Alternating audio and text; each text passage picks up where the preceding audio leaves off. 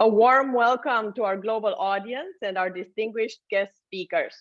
Today's event is hosted by WBAF's Global Science, Technology, and Innovation Committee as part of our educational mission.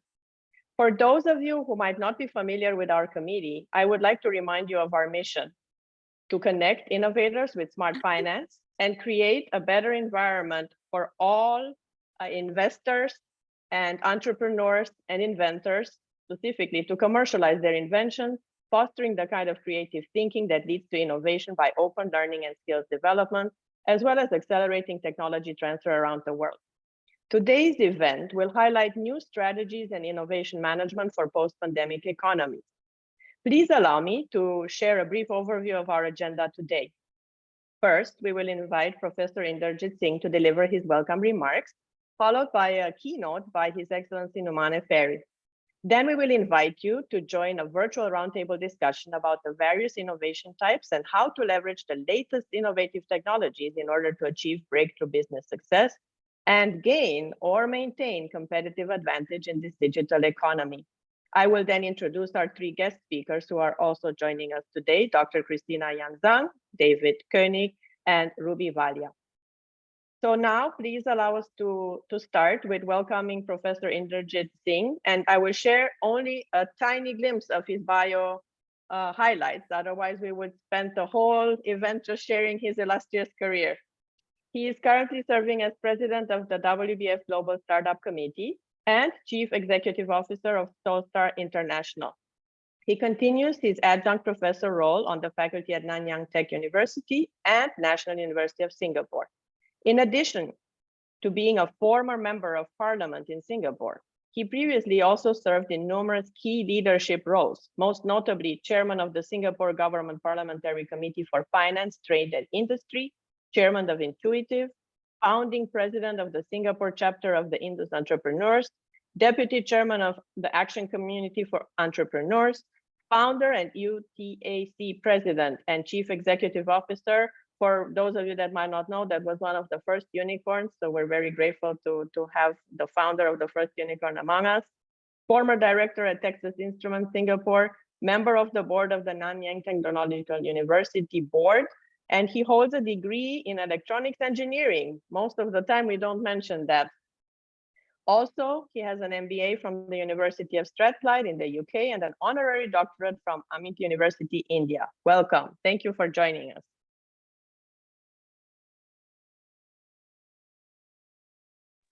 Thank you, Ingrid, and welcome everyone. Happy to join everyone today.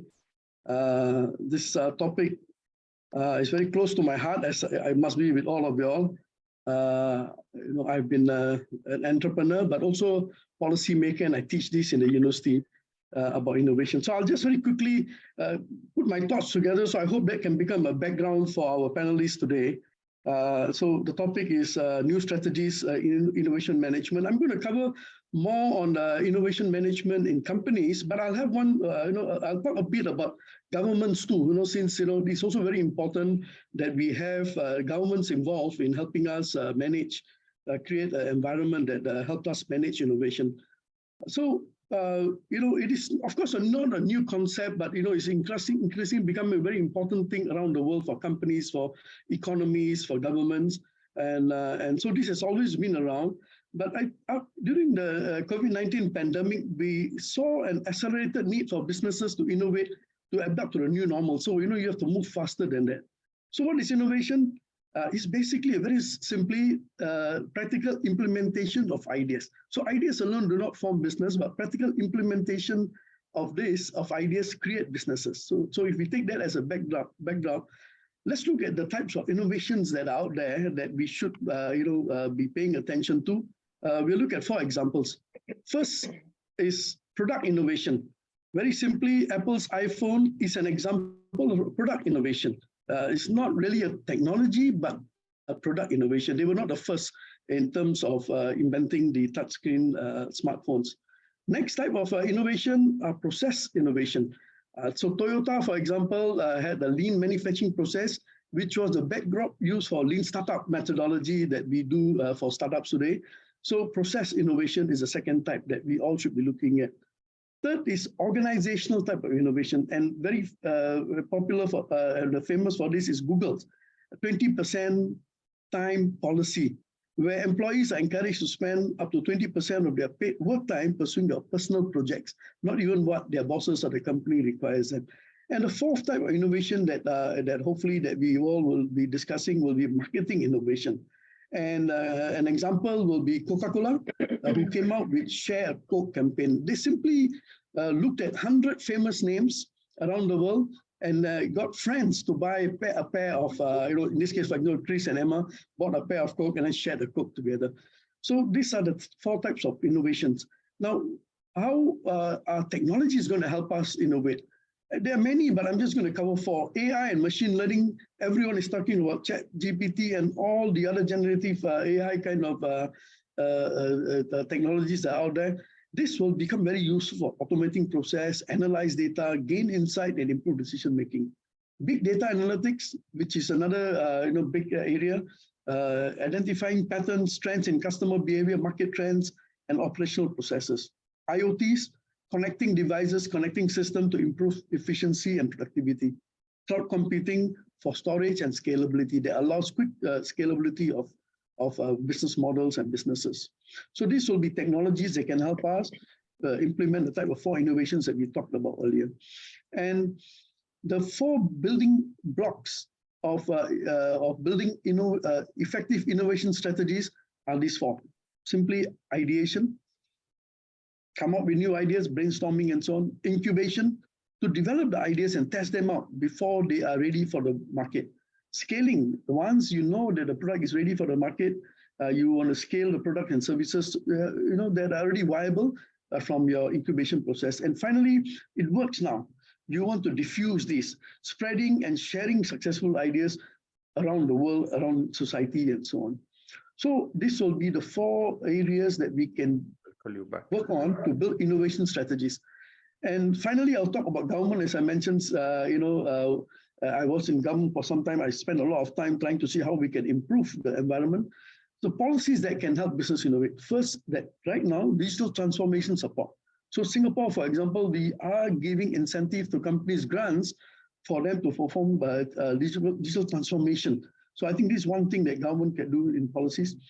Flexible work arrangement, policies that promote this, because like Google, this can come in very useful for companies. Companies may not want to do it, but I think if, let's say, there are some government support and prodding, this can happen. Access to finance and capital, of course, for any startup, this is a big thing. And government's role is to facilitate and make this happen. And finally, for small countries like Singapore, in fact, for most countries around the world, except for the big ones, market connectivity. How can we help companies expand their markets? FTAs and similar arrangements can help them. So we have talked about innovation strategies in companies. We talk about innovation that government could get involved in. If you look at all of these, hopefully this form a backdrop for today's discussion. Thank you for your attention. Back to you, Ingrid.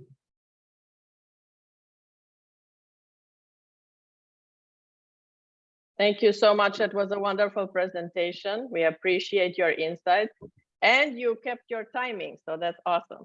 And now please allow me to introduce His Excellency Numane Ferry. Welcome. I will also share just brief highlights from your bio for the same reasons. Otherwise, it will be way too long.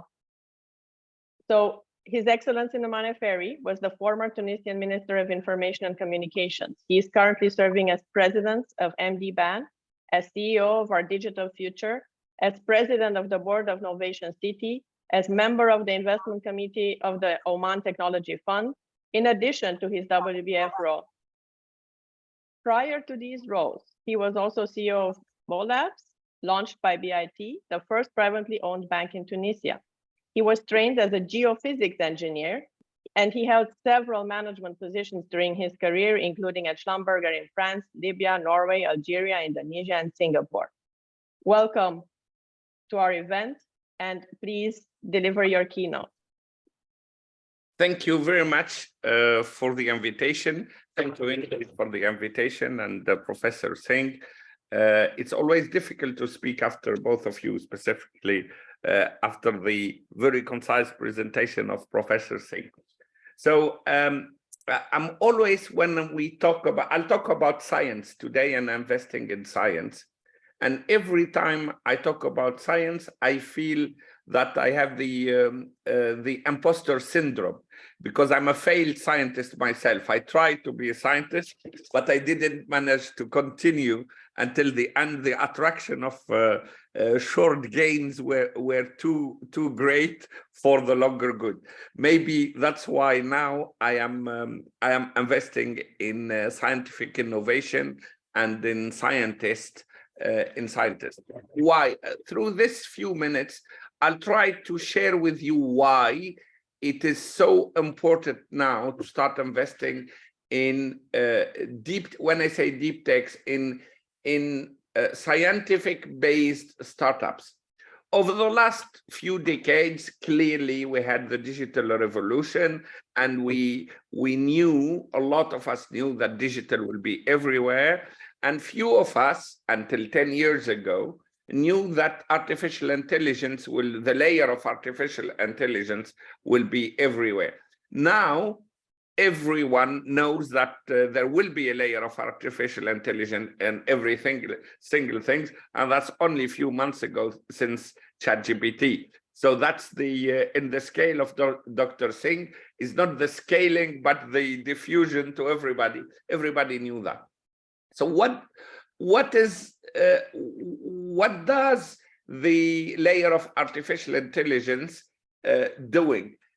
Based on the technologies that Professor Singh mentioned, which allowed the digital revolution, there is one science which started on top of it, which is the artificial intelligence, which is basically mathematical science, which has now allowed us to accelerate tons of things. And one of the things which is being accelerated, in addition to our day-to-day life, is the scientific innovations. People living in the labs, people working in scientific innovation, they in any field, in biotechnology, in renewable energy, in any sustainability, any science, material science, they are now putting the layer of artificial intelligence. And as a proof of that, one of my startups, the startups that I was happy to support from the beginning, is called InstaDeep, and InstaDeep was sold to BioNTech, the drug company, for 600 million pounds only a few months ago. Why a BioNTech? Pharmaceutical company, a biotechnology company buying an artificial intelligence company? It is because they want to test, and they saw clearly that it is by using artificial intelligence, they were predicting the new variant of the coronavirus 2 months ahead, which allowed them to react properly. So artificial intelligence is accelerating science. I believe that today we are entering a new revolution enabled by the digital revolution, which is the scientific revolution. And why? Look, if you look down, you look down what keeps everybody of us awake at night. Not everybody, but a lot of us. What keeps us awake at night? I think the problem of sustainability of our beloved Earth is becoming a serious issue that more and more people are realizing that we need to do something about it. Now, whatever we do with what we have in hand, we will not achieve sustainability of the Earth. Today, I'm not sure if everybody knows about the Earth Overshooting Day. The Earth Overshooting Day is the day by which the global community consumes all the biomass created that year. This year, this Earth Overshooting Day is usually around 19th, recently, around 19th, 20th of June, 21st of June. What does it mean? And it was, by the way, 35 years ago, that was 31st of December. 35 years ago, we were consuming exactly what we were producing in terms of biomass that year.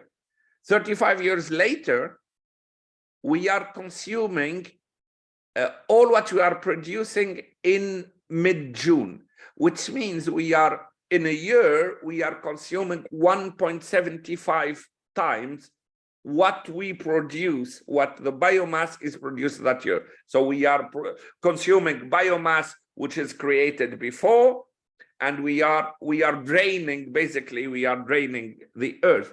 So it could be fine if we have 1.75 earth. So if the earth can grow, but we have only one static earth, and we cannot grow it. What we need to do two things. One, change our behavior, the way we eat, the way we walk, the way we transport, the way we build, the way we do urban planning, etc., and use new technologies in order to consume less, because we have a growing population. Will be very soon will be 10 billion people. If we continue at this rate, the earth is simply not sustainable after 2060. This is a fact. If we continue consume the way we are consuming, the earth will be a desert practically by 2060.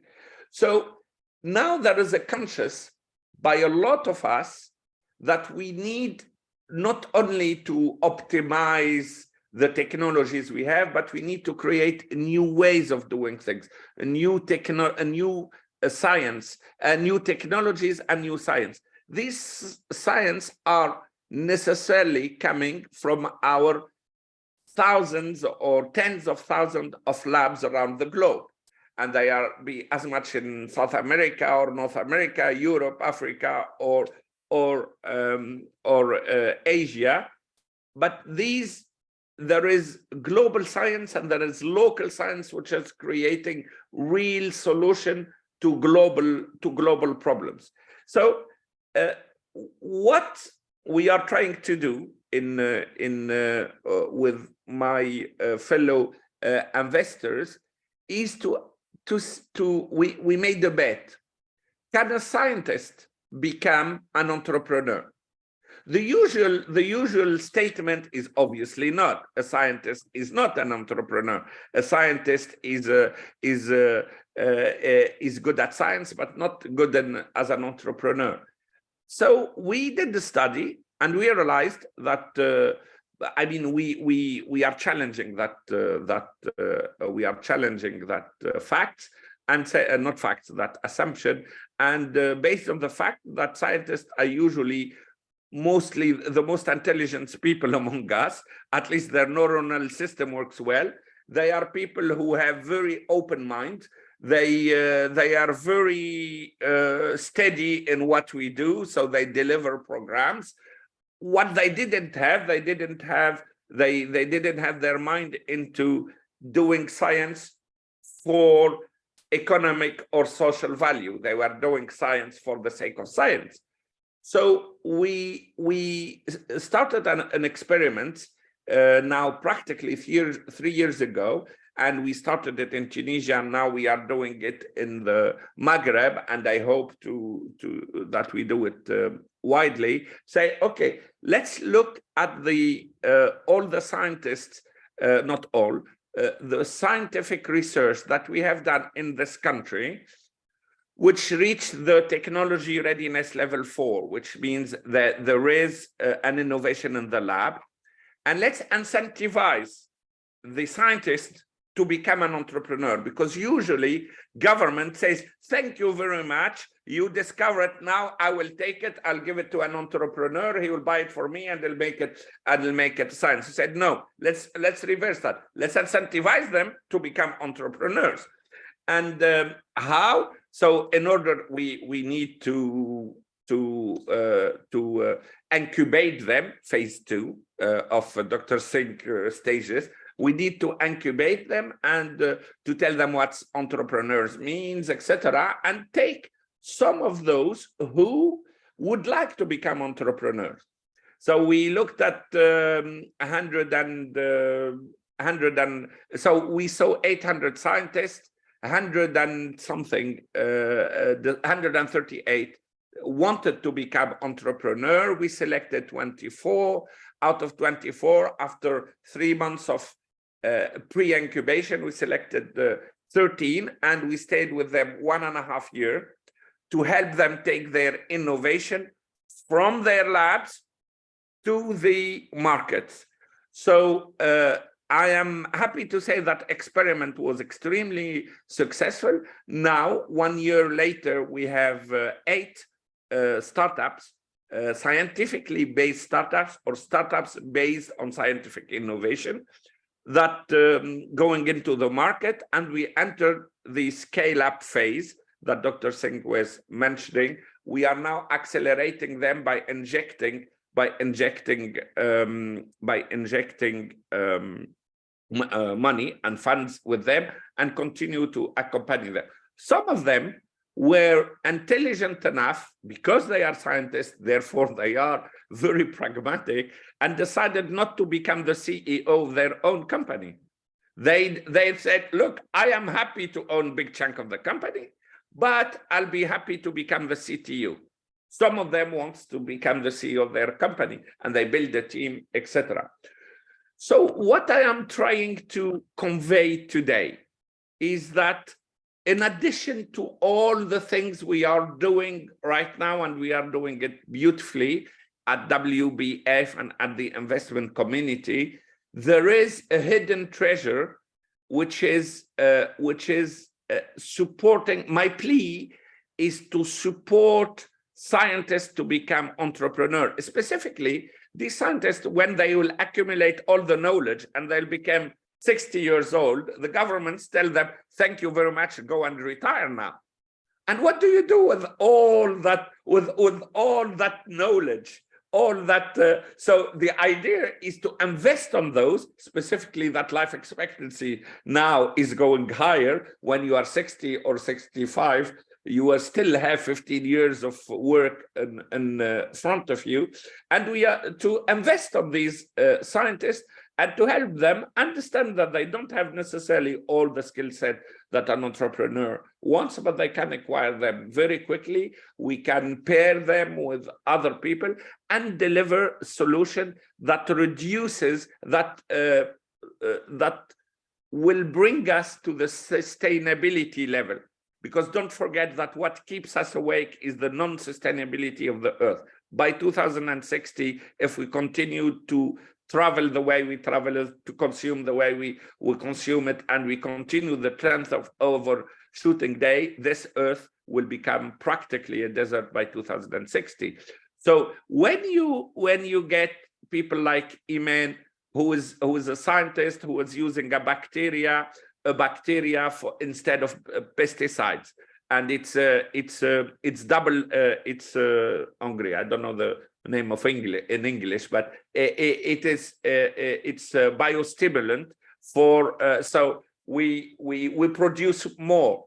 We will double our population, but we will reduce, because we need to live somewhere, the arable space. Earth will be less, therefore every acre needs to produce 2 or 3 times more to keep the same level. So what we need to do, instead of doing it with pesticides and chemical stuff, we better do it with there are bacteria who can do it. Bacteria who can consume plastics. Renewable energy, also the clean energy with hydrogen, solar energy, etc.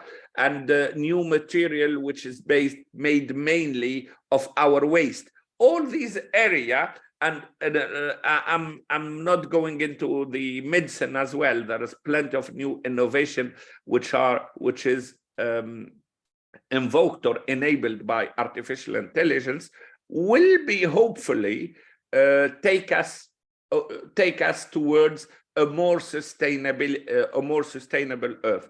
Our role as business angels is to pay specific attention to sustainability and to start to invest on these scientists, because it will create, in addition to creating a real economic value, it will create a real sustainability value with what we need.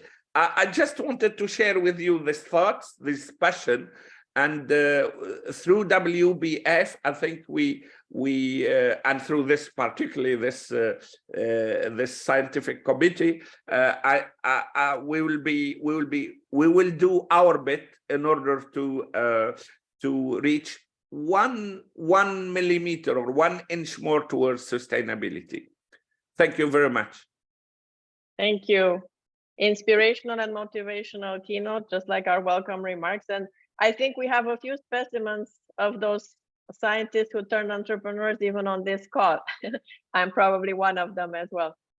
So thank you so much for the comments. I just wanted to add one more thing to the risks you outlined. For those of you that might not know, even the moon is drifting away from the Earth. So you as a geophysicist, you might be very interested in that, 3.8 centimeters per year. So that's going to cause a whole new type of concern for us, in addition to the more boots on the ground ones that we'll address today. Thank you again for joining us. We appreciate you taking the time. We know you're at another event, so you stepped out to join us. Thank you. So now please allow me to welcome you to our panel discussion and to also share briefly the highlights of our distinguished guest speakers for the panel. First, I would like to introduce Dr. Christina Yanzang. She's an award-winning business leader who has 17 years of a proven track record turning forward-thinking ideas into ultra-high growth business with global impact. She has extensive experience working with government ministers, university presidents, and Fortune 500 CEOs on industry, innovation, and scale strategies. As a bridge builder between the government, business, education, and innovation sector, she regularly meets with top leaders, is a frequent keynote speaker, and at high-level events, she is interviewed by top media. She has a PhD in digital twins technology, which is not that common, let me tell you, and she is recognized as a pioneer in the metaverse, currently serving as the CEO of the Metaverse Institute. When we say pioneer, she did this when most people on this planet didn't even know about digital twins, and she actually embarked on a PhD. So congratulations for that. She previously worked for QS, the leading world university rankings agency, leading the China business. She also served as BBC's campus journalist and TV presenter for People's Daily Online. She sat on 20+ advisory committees for UNESCO, the World Bank, Commonwealth, the EU, and UK government. As the first Chinese elected to the national executive of the UK National Union of Students since its foundation, she also contributed to the establishment of the Commonwealth Students Association, representing 2 billion youth across 54 countries. Thank you for joining us. Thank you so much for having me. It's a pleasure. Thank you. And now please allow me to introduce David Koenig. He's the president and CEO of the DCRO Institute. During his executive career, David served on numerous boards, both for profit and not profit, and has advised board members and executives worldwide. His executive leadership roles have included serving as a chief executive officer and holding senior executive responsibilities, where he managed complex financial portfolios in excess of tens of billions of dollars in size. He is the founder of the Directors and Chief Risk Officers Group, the DCRO Institute, and co-founder of the Professional Risk Manager International Association. He brings a particular skill set as a qualified risk director and is an internationally recognized risk governance expert, helping companies navigate the intersection of risk-taking, innovation, and governance.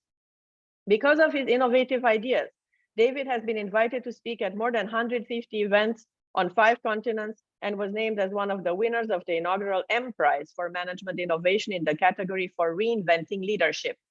He continues to serve on the editorial board of the Journal of Risk Management in Financial Institutions and is the award-winning author of Governance Reimagined, Organizational Design, Risk, and Value Creation, as well as the Board Member's Guide to Risk. Thank you for joining us. Thank you, Ingrid. It's a pleasure to be with you. Thank you. And now, last but not least, Ruby Valia. We're grateful you could join us. Thank you. Please allow me to also share brief highlights from your bio. You are a Wharton alumni and an entrepreneurial C-suite technology executive currently serving as an advisor to fintech startups. You previously served at HSBC's EVP, Head of Digital Banking for North America, as well as Head of Mobile and Online Banking at TD Bank, Chief Technology Officer at Dow Jones, CIO of Commercial Operations at NBC Universal, among several other leadership roles. You are experienced in frontier technology deployments and have helped large enterprises in mature industries transform themselves to thrive in an era of rapid technological change.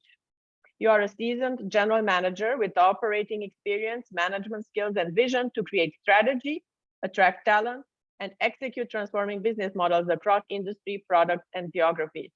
Thank you for joining us. I'm excited to start our panel discussion, and I'm sure our audience as well.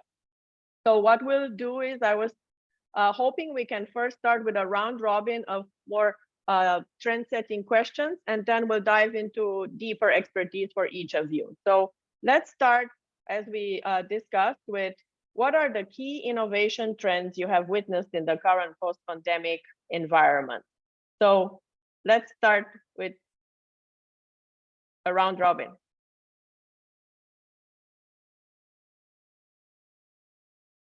Christina, you can start if you want. Okay, yeah. According to the latest UN report published on 10th of March, they actually identified 17 different frontier technologies, ranging from artificial intelligence to the Internet of Things, and of course to green hydrogen and electrical vehicles. And personally, I would say, for me, the most important technologies all of us will need to deal with on a daily basis. The first one would definitely be AI, and this is especially the case of the sensational resignation of the godfather of AI, Dr. Geoffrey Hinton from Google, on his concern that he feels AI is at a stage that they could soon surpass the intelligence of humans, which is a quite controversial statement, but I personally feel quite strongly that it's also a very valid point. So that's the first area we need to look at. And the second area is, of course, as a result of the pandemic, the next generation of the internet, whether you call it digital twin or metaverse or Web3, is getting popularities worldwide, and some of the biggest estimation by Citi Banking Group saying the metaverse is going to be a $13 trillion economy by 2030. But the issues we are facing now is not many businesses has really figured out how to find scalable and easy business model to scale that up. So some people start to say the metaverse is dead, where I think it's like any kind of technology, it will probably come back, but we will see. And the third area is really to do with healthcare. So huge amount of investment goes into life extension, how to keep people healthy, useful, and also ensure we will be able to live in a way which is really going to be more sustainable. And of course, the fourth area is anything to do with sustainability. So as when our keynote speaker has mentioned, this is an area of huge priority for lots of investors. So I would say those four areas are the key. Thank you so much. David, what are your observations about the key innovation trends globally? Yeah, I think I'm probably going to go in a little different direction than maybe what you're expecting and what the others are going to talk about. But that's really because the focus of my work is on governance, and governance is a very big picture, and it's the governance of risk-taking. So the way in which we innovate and achieve our goals. So the three things I want to focus on, again, are less technology, although technology is a part of it, but bigger trends. The first one is collaboration. The second one is political systems. And the third one is augmentation. And these are all connected. Well, I know we'll have time to talk a little bit more about that, but let me give you simple and slightly more complex examples of each of those three. So in the realm of collaboration, the simple examples are what we're doing right here. So Zoom, webinars, Teams work, work from home, which obviously is accelerated, although I would argue the work I've been doing on a hybrid basis goes back 25 years. So it's not new, but it's certainly accelerated. Gig work, where people are plugging in their technologies and their skills and lending their intellectual capital in places where it matters most at a certain point in time. But more complex things around collaboration are this idea of strategic collaboration as opposed to pure competition. And this is a movement away from what I'll call 1980s economics, which was worshiping a market god that said, let the market decide. What we know through more economic studies and more outcomes is that collaboration actually can give us better results than just pure competition. And that's going to be a major trend for us in this innovation cycle. Some simple examples are that academic articles right now that are published are rarely published by one author. It's now multiple authors. You see on LinkedIn, people doing collaborative articles, and there are all sorts of sites where people are sharing ideas. But a really complex idea is that this form of collaboration is going to force us to redefine what we mean by an individual. So we think of an individual today as the person that has the name. You see my name in front of me. You think of me as an individual. But actually, we need to start thinking about individuals both intergenerationally and across complex networks that they're part of, complex systems. So let me go to the political systems. The really simple stuff are things like changes from majority voting to ranked choice voting. More complex ideas go to things like generational change that's taking place in attitudes towards politics. There's a push in two directions, towards authoritarian regimes and more decentralization. And if anyone's familiar with the work of Michelle Gelfand on tight and loose cultures, you'll understand that a lot of these innovations are creating threats. Cultures that feel threatened tend to move towards more authoritarian approaches, more rule-based approaches. Geopolitical and technical alliances. It's not just territory anymore, it's which technologies are you going to embrace. And obviously the 5G competition between the US and China for standards is a great example of that. IP laws and IP lawyers are going to play a bigger role. We have to have fair protection of property rights. And there are ways that AI can actually make that more likely to happen. And then in a less, I think a little more disturbing realm, is that when we have this political conflict, there's also a rapidity of military intervention with reduced human costs. And I'll just use an example of drone swarms, which we start to see being more and more deployed, where the technology to advance a political agenda becomes easier to implement. So these are things that are pretty critical in the political system innovation.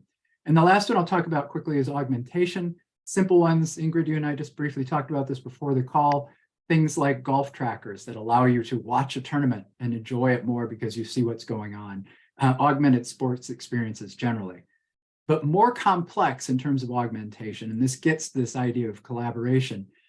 These large language models in AI and more use of networks of data allow us to do things together in ways that we actually might not realize that we are collaborating or becoming part of a big system, but we are. Then there's this idea of things like assisted driving technologies, which make our life safer and can help us move places as people more effectively and more efficiently. And then remote surgery, bringing technologies. I think our keynote had talked about local science, creating real solutions to global problems. You know, this kind of technology advances allow people like at the Mayo Clinic in Minnesota to perform surgeries anywhere that there's enough technology to allow for the low latency or the latency to allow them to operate these machines remotely. So there are a lot of things going on in big pictures. We'll talk a little bit more about that in a second. Thank you. I appreciate your comments about younger generations. I just saw a statistic yesterday that very few countries have global leaders that are below age 40, but Chile, Finland, and as we know, New Zealand had a few of those. Also, maybe to mention tech diplomacy, I've noticed a lot of push recently by many countries to appoint tech diplomats, and all of them have the kind of skills we're talking about today. They're all at the intersection of science, technology, innovation. Many of them have an academic, entrepreneurial, and commercial background. So thank you for these insights. Ruby, welcome again, and please share with us, what do you see in the fintech ecosystem world? What latest trends? Thank you, Ingrid. So, I'll say, first of all, yes, there's lots going on in the fintech and financial services world, but like in other sectors where it tends to be industry specific, but then there are also some global trends that are affecting all of us, right? So if you look at, just as a couple of examples, if you look at health, as David mentioned, telehealth is becoming real. Wearables like Apple Watches and other devices are yielding massive amounts of data that could be used to monitor people's health proactively. Or if you look at media, if you go back 10 years ago even, in the United States, most homes paid $150, $200 for a cable bill, and now everything is about streaming. And so you're now paying $10, $15 for a Netflix subscription instead of the $200 to the cable company. So there's all these changes that are happening that are innovation specific, and certainly there's stuff happening in financial services. And then there are the broader changes. I think, David, you alluded to a couple. I think generative AI is probably the elephant in the room that we can't ignore because it's so real and so capable and so transformational. Stakeholder capitalism is, I think, another broad change that is causing leaders to rethink how they run their organizations. And the work from home and hybrid work patterns, I think, is another big one. And that one is quite remarkable, how much change happened because of the pandemic. Tom Peters, in his 1982 book, In Search of Excellence, one of the concepts he introduced was this notion that there would be cross-functional teams that might coalesce in some city to work on a particular project, and then they would disperse at the end of that project. Now, of course, we do that every day. Even this Zoom call is an example of that, right? And the pandemic accelerated that. It made video conferencing technology widely available. And what's remarkable and astonishing, actually, is how quickly that happened. Companies went overnight from resisting people working at home to all of a sudden deploying the video conferencing and remote collaboration capabilities that they needed on people's laptops. So there's lots of these big, broad trends that are taking place that are driving changes across all the different industry verticals.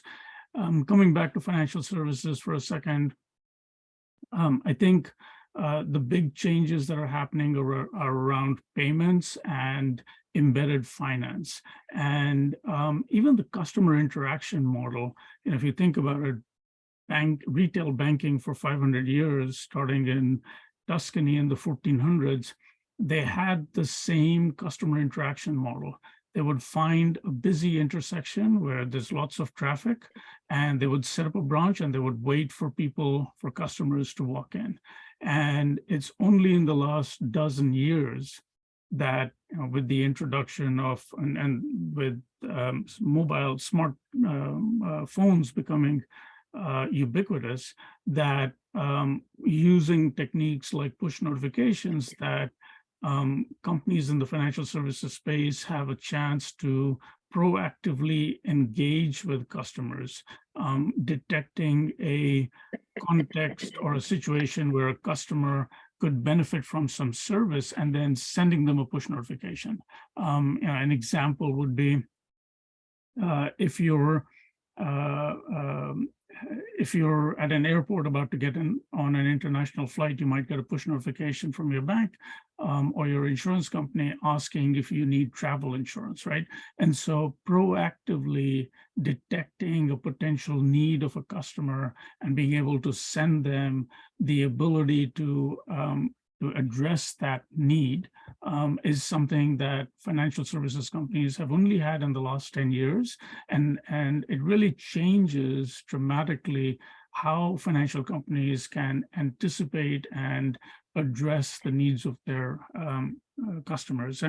And the pandemic, again, because branch traffic fell off a cliff during the pandemic, had to get aggressive about how the kinds of services that they could provide remotely through their mobile apps, and you saw a tremendous boost in the digital adoption of financial services customers. Thank you so much. All of you touched on almost all the key trends that are listed by the major consulting firms. There are two that I think may be worth highlighting for our audience that maybe we didn't go as deep on, which is a skills gap. Globally, we see a lot of skills migration and shift in the skills required to manage all these innovative trends. And then another big one, in addition to what we heard in our keynote, the net zero economy, but also the creator economy that is changing the global landscape. So just for our audience to have like the full portfolio of innovation trends. So now for the second round, let's do one more quick one. David, what advice, if you had one practical advice, how leaders can adapt, what specific management style can they adopt to deal with all these changes? And then we'll hear also from Christina and Ruby so that we can get a variety of opinions. Yeah, and I'll save some of the details on this for later if we have some time to talk about it. But I'm going to just go with a couple of things here, is that we need to recognize the failings of older ideas and systems and be brave. Fear is not bravery. So when we play into fear and we react to the fear of change, we're not being brave. So it's in essence embracing this environment that we're in.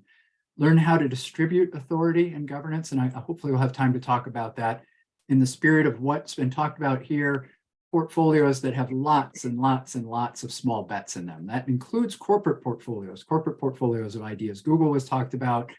3M has done that for a long time as well, but it's a general approach that even insurance companies can take.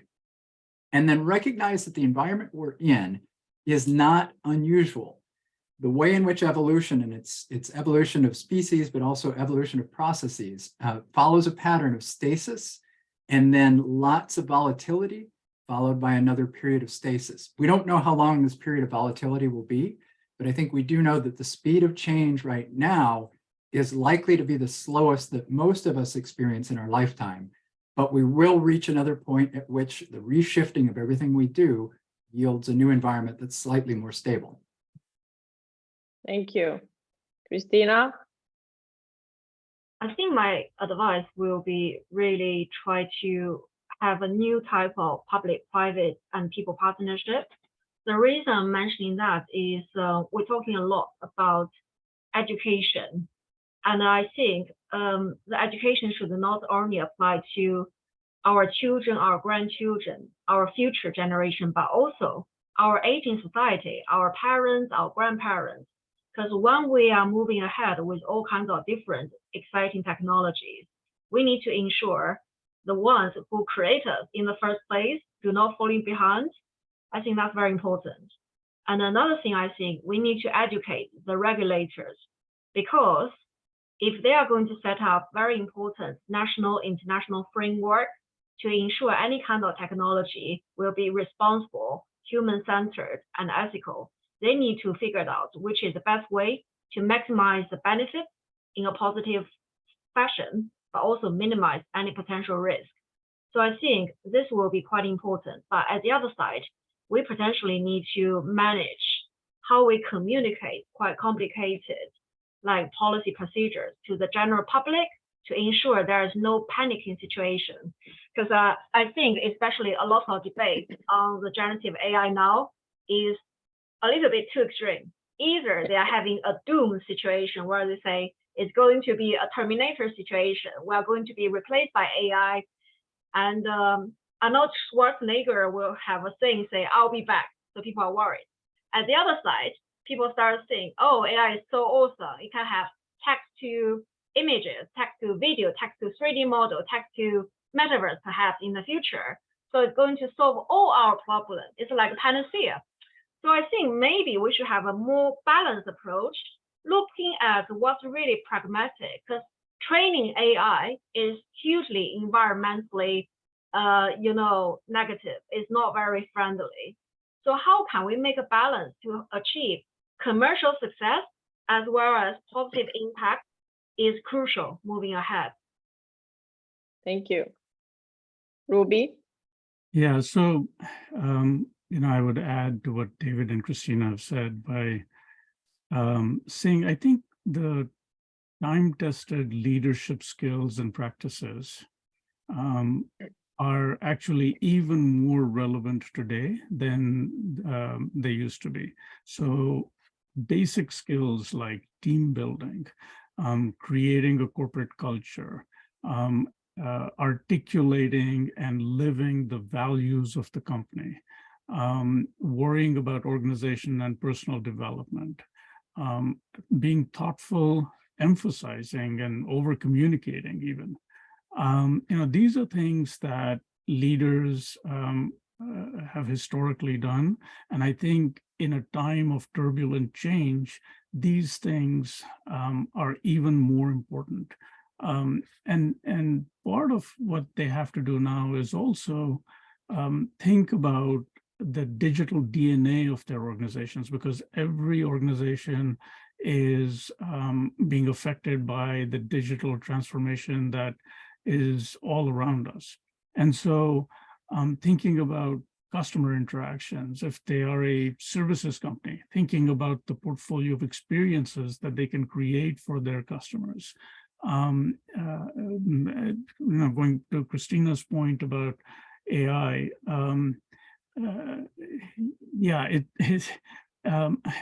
someone, I think this is almost a bumper sticker, has said that in the short term, we overestimate, and in the long term, we underestimate the impact of technology, right? And so there's all this excited talk about how generative AI is going to change our lives dramatically. And yes, I would say there are lots of opportunities, but there is some work, and we should temper our expectations about what we get, because when something is produced, you actually have to look at it and make sure that it is what you wanted. And so it actually requires people who use those kinds of tools in their everyday work to actually up their game and be able to create the right prompts, for example, to get what they need from a generative AI tool. And then when they get what they're looking at, and to be able to examine it and make sure that it's on point for what they wanted. I mean, these are skills that have to be developed and deployed across organizations before we can really use them as intentionally as they want. I was talking with a Fortune 500 CEO recently, and they were asking me, how much of a lift can I anticipate in the productivity of my workforce? And I said, over the next 12 months, if you get 10%, you're hitting it out of the park, right? So people have to think about how they're going to use these kinds of tools and thoughtfully go about it. Thank you. I really appreciated this second round robin as well. And maybe again for our audience, there are a few other things that we've talked in other webinars and in other committees, such as alternative investment models, changing your budgeting style also, and budgeting cycles, because innovation and the rapid pace of emerging and frontier technologies don't fit old budgeting styles anymore. As well as, maybe it's worth mentioning, because we're talking about technology, cyber ethics. This is a crucial aspect, and it sometimes prompts those important conversations within a startup, scale up, or an established company to restructure, recalibrate, reconfigure what they're doing. So then it also triggers other helpful strategic changes. So thank you again to all three of you. So for the last round, we'll do a rapid fire. And let's start with David on this one. If you had to advise entrepreneurs that are in, of course, this volatile environment now, struggling, what should they listen to? They hear all these high-level recommendations, but what can they do tomorrow morning at 7 to adjust to this new landscape from a risk perspective? Well, in a lot of ways, I think actually, Ingrid, the question has to be directed towards people at large organizations and not just entrepreneurs, because the entrepreneurs are one way of plugging into this whole idea of building these new collaborations. And a couple of things I just want to remind people of in terms of complexity. Complexity is only managed by requisite variety. So entrepreneurs contribute that variety. So what you're trying to do with this organization helps to respond to the complexity of what we face. Speed of change is only managed by speed of response. So in this corporate environment, ideas about pushing decision-making and risk-taking out away from the central office is where entrepreneurs can come into the process in ways that companies might not be comfortable with. So this is really an inversion of authority. It's an empowerment of the people who are taking risks and also the people who are closest to that risk-taking to respond to things that they didn't expect. We can't use the centralized model, the top-down model any longer. I mean, the book that you had mentioned earlier about Governance Reimagined, that's over 10 years old, and it's based on things that people have been writing for at least 10 years prior to that about this decentralization. So if we think about collaboration among entrepreneurs and large corporations, it's really incumbent upon these large corporations to embrace this idea of distributing authority out to these smaller entities, whether it's through investment, whether it's doing entrepreneurship, but it's a matter of saying, how do we now recognize that we have to have variety and speed? And that doesn't come from a top-down approach. Thank you. And for you, Christina, I get this question all the time over the last few months. Everybody's struggling with, we haven't even adjusted to the term blockchain and AI in general and Web3 and metaverse. And now you guys are coming up with yet another concept, digital twin. So how can business leaders adapt to this ever changing and fast pace of frontier technologies? How can they manage it? Because they all feel confused and sometimes scattered, and they don't know if they should embark in this journey or just wait until it settles down or disappears. What's your thought? I think they need to have a very pragmatic and a balanced approach, because as business leaders, when you're looking at the revenues on a monthly or quarterly or annual basis, you feel the pressure, you need to make money. But at the same time, you need to look maybe 3-5 years ahead to see what's coming next.